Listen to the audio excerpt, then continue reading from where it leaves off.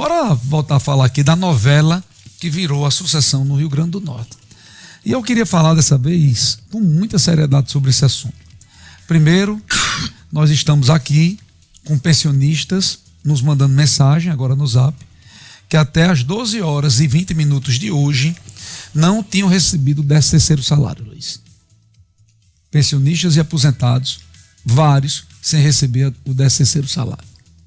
12 horas e 20, daqui a mensagem que chegou, do filho de um pensionista, dizendo: BG, até agora, o 13º da minha mãe não entrou na conta. E a culpa é deles que estão reclamando, né? Governador, é uma vergonha. É uma vergonha.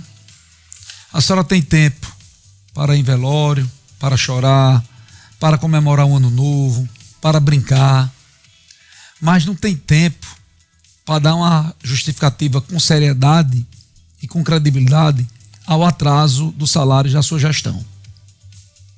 É um governo fake, o governo de Fátima Bezerra. Completamente fake. É um governo que é um leão para arrecadar, mas é uma titica para pagar a conta. É um governo caloteiro, que está conseguindo quebrar toda a cadeia de fornecimento do Estado, fora do resto a pagar, fora os precatórios, Luiz, e o funcionalismo.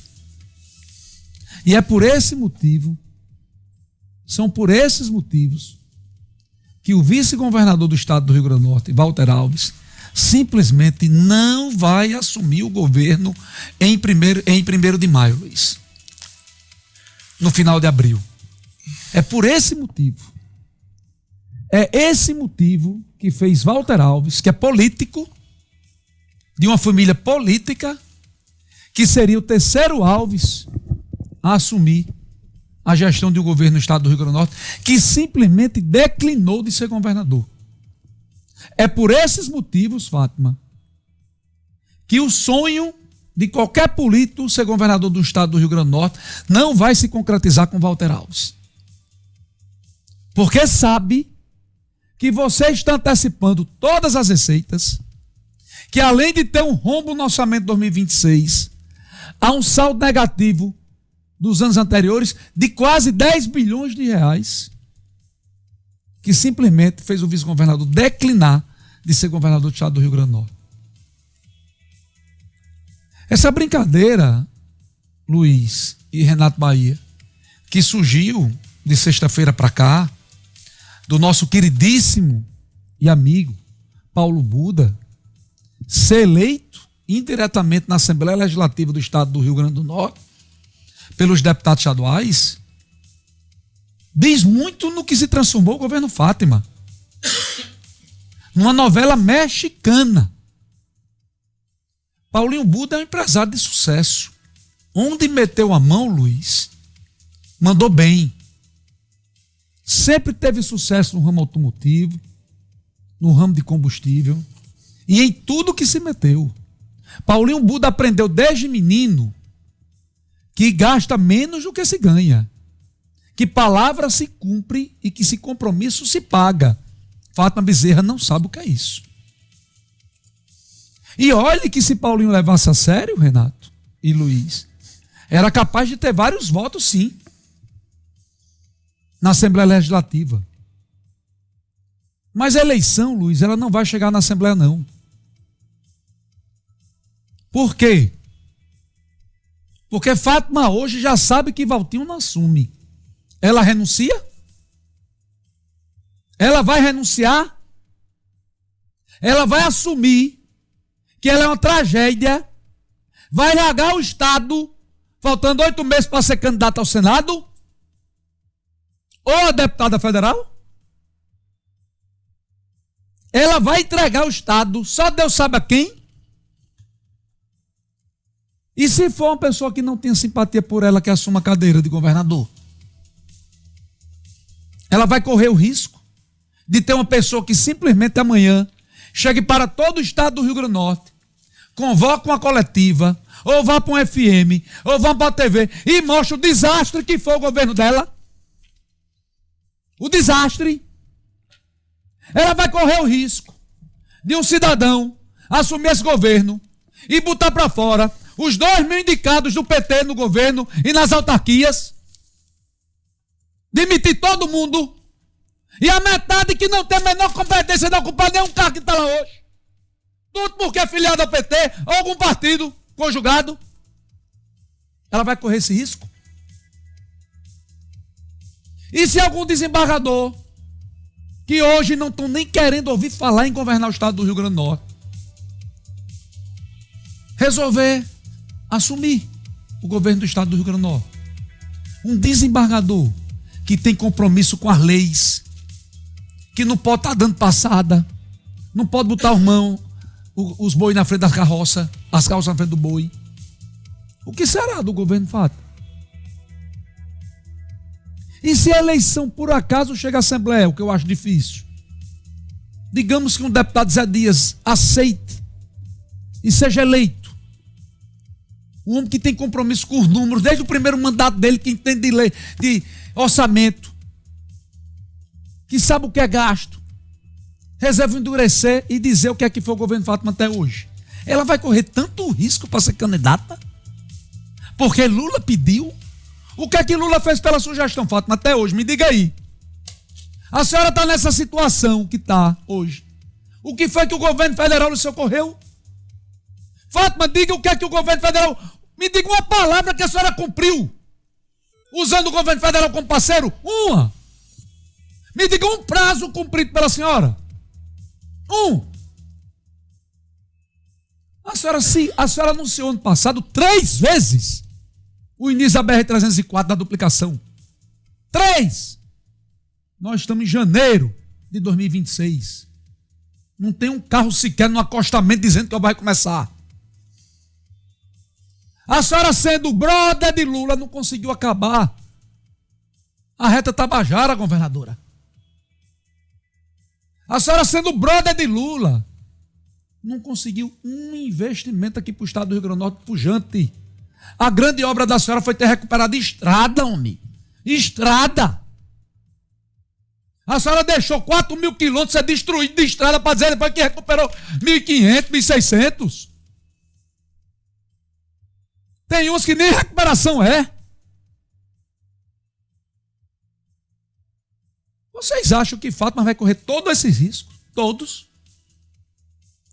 E olha que se prevalecer aí, se chegarmos a um estado, uma situação, que de fato, um desembargador como Cláudio Santos, que é um homem sério, que tem coragem, que tem culhão, que já passou pela administração desse estado como secretário de segurança,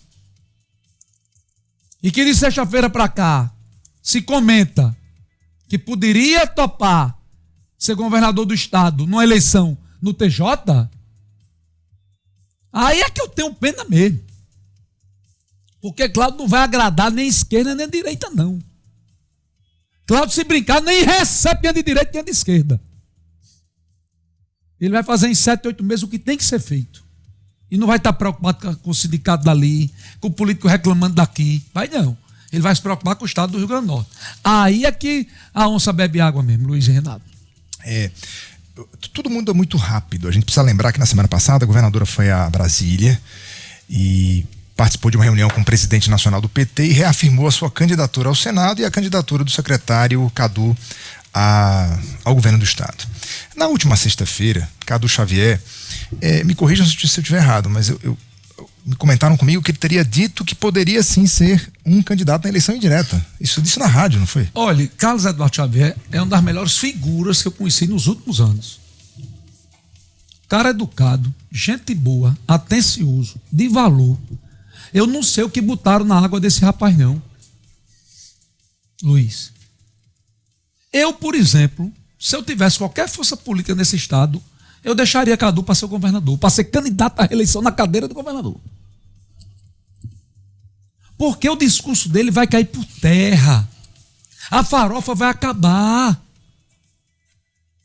Cadu, fizeram a lavagem cerebral tão grande em Cadu, que Cadu tem coragem de dizer que esse governo ele tem o que mostrar, tem o que entregar.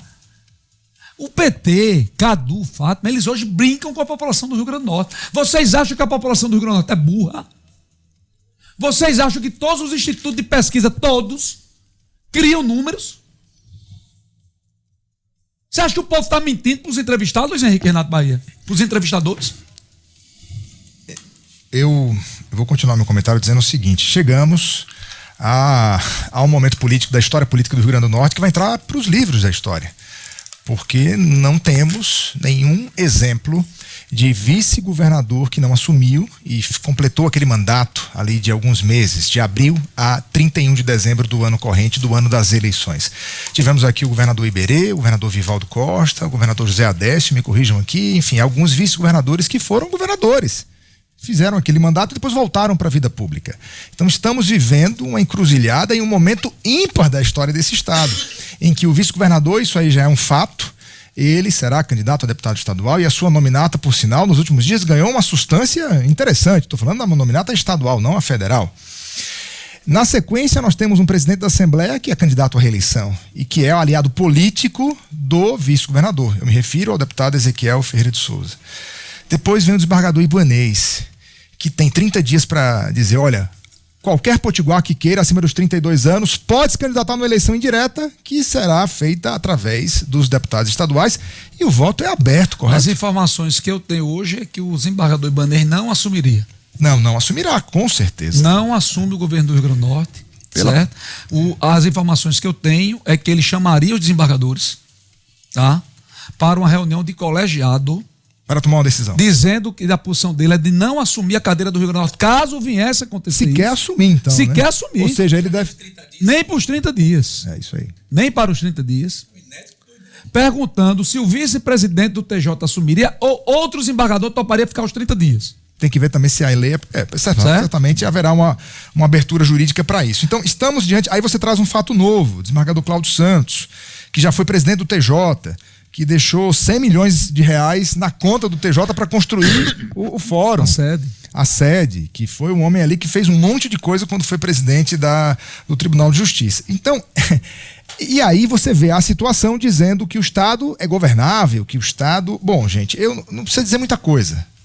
Contamos toda essa história até agora e temos a senhora que é pensionista, o senhor que é aposentado, que até este dia 12 de janeiro de 2026, às 13 horas e 5 minutos, não recebeu a sua parcela referente ao 13º de 2025. Detalhe, o 13º integral. Ah, não é nem a parcela, porque não foi pago os outros 40, né? Não, é o integral. O governo do estado não pagou 40% diferentemente de outras não pagou 50% desse terceiro, não fez vale, não fez nada. Ficou de pagar o 13º em dezembro, quando foi em dezembro, disse que não tinha dinheiro, ficou pro dia 8. No dia 8 não teve, no dia 9 não teve, no dia 10 não teve, no dia 11 não teve, e do dia 12, meio dia, pensionista aposentado não receberam. Bom, então vamos lá, gente. É um universo muito pequeno de deputados que pode ser que venha a decidir quem é o próximo governador. E aí é óbvio que se comenta, e todo mundo aqui já ouviu falar e já conversou, Francisco do PT, Vivaldo Costa, que está se despedindo da vida pública, o próprio secretário Cadu, que pode ser candidato. E o que mais me deixa impressionado é que ainda tem gente que força a barra e quer continuar mentindo para a população, dizendo que esse estado vive uma situação. Não vive. Isso é um fato. Os próximos 30, 60 dias. Agora também tem gente que comenta que a governadora pode ficar na cadeira e ser cotadíssima para um eventual ministério num eventual novo governo do presidente Lula. Isso também se comenta muito. Porque eu não tenho a menor dúvida que se de fato ela ficasse na cadeira e não fosse candidata ao Senado. E há uma ala do PT que defende que Natália substitua Fátima como candidata. Balela, Fátima não é nem recebida por Lula, rapaz. Não, eu tô falando que se comenta. Cadê? Tá, olha só, Fátima se vende aqui como uma amiga do presidente. Amiga. Cadê esse amigo para salvar o Rio Grande do Norte? Não, e quem são Cadê o parceirão Lula para salvar o Rio Grande do Norte? Por que Lula não tem as mesmas ações para o Rio Grande do Norte que tem para Paraíba, para Bahia, para o Piauí? Quem são os representantes do Rio Grande do Norte no primeiro escalão do governo? O último foi Jean Paul por conta própria. Para capital político dele lá, de ligação direta com o presidente. Foi o último potiguar que estava ali no primeiro escalão. Piauí tem, a Paraíba tem, o Ceará tem. A Bahia, meu Deus do céu, a Bahia tem tudo. E qual é o capital político do PT no primeiro escalão? Por isso que fala-se nisso. Senta na cadeira, pode ser uma eventual ministra. Mas aí está contando com o ovo antes da galinha. Será que o presidente Lula será reeleito?